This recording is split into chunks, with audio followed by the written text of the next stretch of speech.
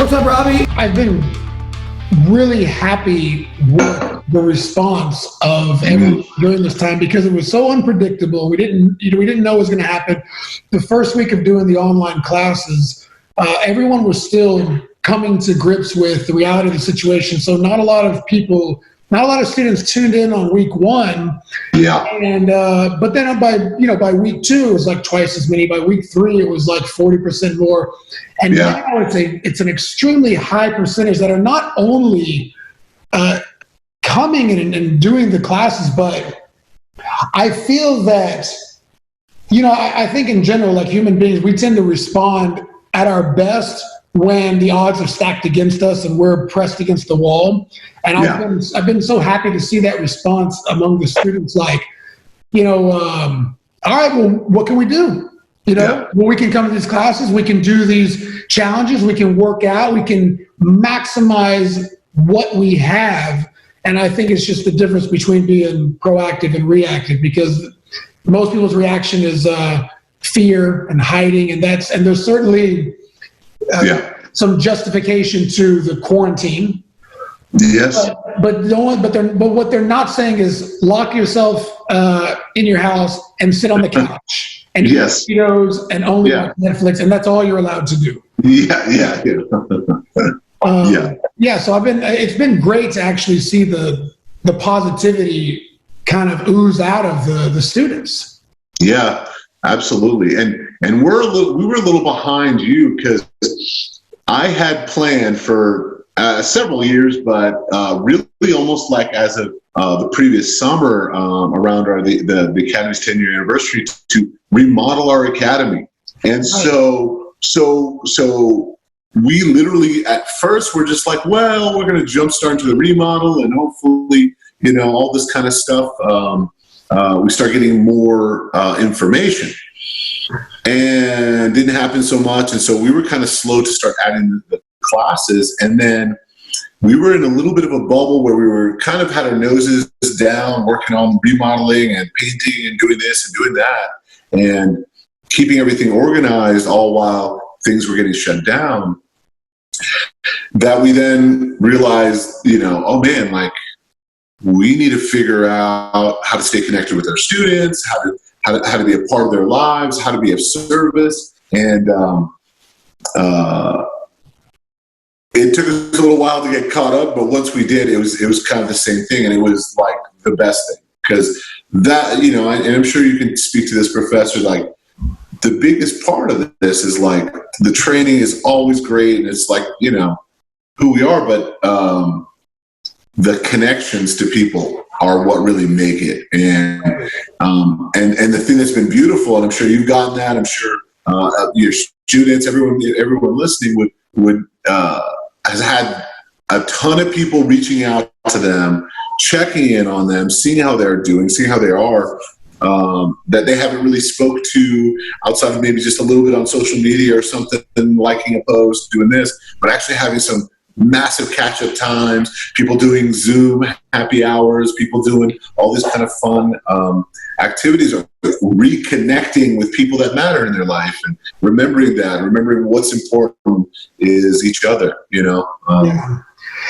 I think one reality that everyone's experiencing at different levels is an emotion of fear for different right? Yeah. Some people fear that it's the end of the world, but that's a little bit on the extreme side. Yes. Feel like it's a literal zombie apocalypse, but that's probably not going to happen. But for a lot of people, it's the fear of the future. What is the economy going to look like? What is life going to look like after this? What's the latest from the vaccine? All the different things. And we're business owners. We have responsibilities and things we have to take care of. And in the leadership position, we don't have really the luxury of showing that fear. Absolutely. Like underneath all of it, we're all human beings and we feel that fear. And you said it already, our responsibilities as business owners, as leaders of people in different groups and different stuff, responsibility to not just like your staff and their families and all this kind of stuff, all that stuff, like really, really, you want to be there for them, and it means so much to you. But it's when something kind of happens that's slightly out of your normal range of things you can control, a little thing like a pandemic, a global pandemic, you start like, the fear arises and all that. Not to mention, as a normal person, there's kind of like a slight mourning of your lifestyle change. You had a lifestyle that you were like, fine tweaking, and you really liked and hopefully you really liked and enjoyed and wanted to do, and then it all gets kind of taken away. And here's a new one to replace it, and it's got some limitations. But the only thing you could never control is your mind. The way you look at it, the way you perceive it, and having that, bit of it, like already knowing, like, okay, well, this happened. It's happened to literally everyone. Yeah. Nobody's outside the scope of this. Then, you mentioned something like almost. It's kind of strangely comforting. I don't know if that's the right word, but everyone is experiencing the challenge together. Yes. It's like the thing that unifies everyone is we're all dealing with how difficult the situation is, and that's different from a business owner's perspective when it's just your school's having challenges. Yes. And it's like, oh, well, I can't really share this with anyone. I got to figure it out. When the whole world is having the challenge, it's like, well, at least we're all kind of, dealing with it together. Yes. But I think and I was talking about this on another recording where we're saying, like, the fear is only serves you to a certain level that it causes you to take some type of action. Yeah. A different result. Beyond that, fear doesn't serve a very great purpose. It should lift you up and cause you to take some type of action toward finding a solution rather than moaning about how bad it is, because the reality is the attitude you bring to a good situation or a bad situation, for a lot of people, is the same. When things are good, they'll dig in and find the bad in the situation. Yeah. I saw Bill Burr. He just JP showed me a little skit that he did. He's like, in 10 years when this is over with, we're going to look back and be like, hey, remember when we got 2 months off? How awesome that was? And that doesn't apply to me, but he had a good point. It was like, if you're whining and complaining now, you're probably whining and complaining when you go back to work about how crappy that life is. So if you can figure out a way to enjoy yourself on either side of the fence, then maybe you need to look inward and figure out what to change.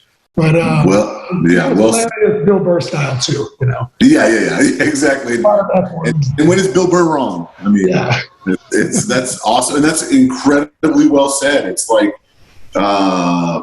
that. This can, like, obviously much larger issue, especially in scale, and obviously lives are being lost and affected and all that stuff, and you're sensitive to it. But it's also like the perspective of how you feel towards the life you're leading, and the actual control you have over it. Like, look, it's like you said, 2 months off, man. Hey, man, like, how great would that be if somebody told you, hey, I'm gonna give you 2 months and put you on like an island in the middle of the ocean, and it'll be great, and we're gonna do all this stuff, and man, you're gonna have the internet, and you're gonna have phone calls, you're gonna be able to talk to anyone you want, read any book, do any exercise you want to do within a certain range. What do you think? Oh, sign me up. Right. That'd be great. But okay. So, obviously, the dressing on that is much different. This isn't an island in the ocean. But you're right. It's like there's no denying the sadness at the loss of all this. But I think people sometimes they get pulled into the world where they feel like you're not allowed to be proactive because the situation's too sad. Yeah. You need to be worried and mourning all the time. It's like, well, the people that are going to come out ahead and better because of this, I don't think are the ones that fit that category. Yeah. There's always darkness in the world. There's always a reason to this, to talk about why life is unfair to people, to a certain group, this and that. And if you care about those things, then your responsibility is to maximize your own contribution. Yeah. And I feel like for me, it's like, well, man, I can't fix all the world problems. I've got a little group, a little community that I can serve in a way that I think is really positive. Yeah. There's no reason to shut down if you can do something. Yes, absolutely. And Coach, I think you nailed it when you said it's that proactivity of you're already taking the leadership of leading that group, of leading a community, being out in front, and realizing for people who don't do it, I think they only look at well, what do I have to offer?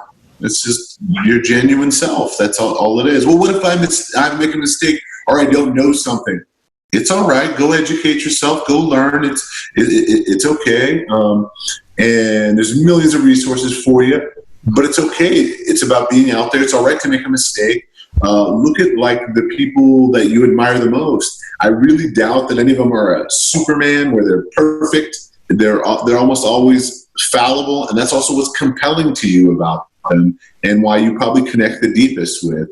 And so, there aren't really any great historical figures that were considered just perfectly intelligent, perfectly people. It's the ones that responded to a great number of failures appropriately. Yes, exactly. That's why we love them, because it's like, hey, I can identify with you. You screwed up so many times, just like me. But what did you do? You took this action, and whatever it is, you lost all your money, you lost something dear to you, you tried something, you failed big time. And we're drawn to them not because they won or lost necessarily, but how they got from their kind of starting point to their the point where we really admire what they've done and how they overcame those situations along the way. Yeah. Absolutely. Yeah. That perspective on it is just so much of it. And again, linking the two, perspective and proactivity together, is just look, you can overanalyze and just go out there, give it your best attempt. And if you keep that mindset in the right place, man, a lot of the proactive actions you can take, man, are so much easier, because many of them are ingrained in what is naturally the right thing to do. What is the road that needs to be traveled? Yeah. And I find too, sometimes it's easy to get stuck in feeling that you're overwhelmed with choice or where to start. Yeah. And, my mentor said that, he goes momentum trumps meditation. It's like, look, we need to do things for a peace of mind, but you got to take some action. You got to start working on something, It doesn't have to be the right thing.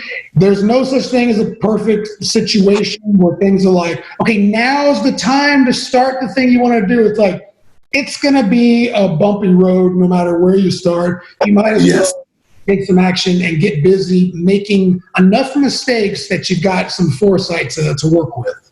Yes, absolutely. And again, the proactive way of having a staff on the same page, having people available to help and set up, have an idea of well, we can't do things the way that we've always been able to do things. How do we change that? How do we put that in? And it's like you said, it's all about action, moving forward, even at the cost of many, many, many, many mistakes. Because I hate to break it to you, you're always going to make mistakes. It's always going to happen. It's always going to be there. So you'd rather have the action, be out there and create something again to uplift your community. Absolutely. Robby, this has been good. We got to do a part 2. We got to do another one because I know this was rushed and it was last minute and didn't have all the camera stuff working. No problem. I think this was like a lot, packed into a short, conversation. Let's do another one. Maybe next week. We won't constrict ourselves to like the 22-minute time limit. Yeah. No worries. But yeah, thank you, man. Thank you for sharing it. And guys, if you're in the Austin area, make sure you go see Professor Robby Rabadi. Amazing coach, awesome friend, and you're doing great stuff, man. So thank you, Professor, and thank you for everything you do. And keep putting that positivity out there. Trust me, the ripple of all that goes so many places. Even if you feel it directly or don't, it really does. So. Keep being awesome, Coach. All right, my friend. Well, to be continued. Have an awesome day, brother. Thank you. You too, brother. Have a good one. Hey, thank you so much for watching. If you enjoyed that, please be sure to like and subscribe to this channel. Also, don't forget to share this video with somebody else. Thank you.